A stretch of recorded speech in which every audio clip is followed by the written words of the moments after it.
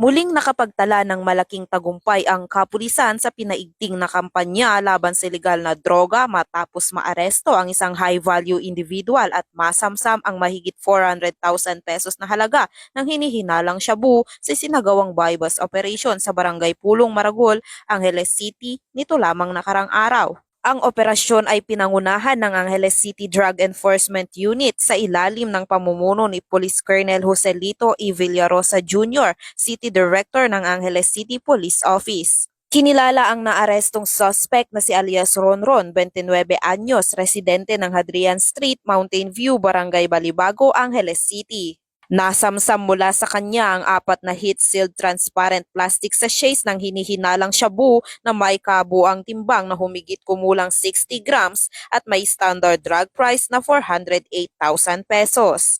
Dinala sa tanggapan ng Angeles City Drug Enforcement Unit ang suspect at ang mga nakumpiskang ebidensya para sa tamang dokumentasyon at kaukulang disposisyon.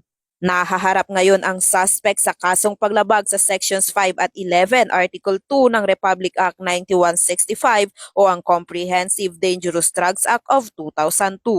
Ang matagumpay na operasyon ay bahagi ng mas pinaigting ng kampanya ng mga kapulisan upang masugpo ang paglaganap ng ilegal na droga at matiyak ang kaligtasan ng bawat komunidad sa gitnang Luzon. Patuloy ang panawagan ng kapulisan sa publiko na makipagtulungan sa pamamagitan ng pagbibigay ng impormasyon upang masugpo ang mga kriminal na aktibidad sa kanilang komunidad.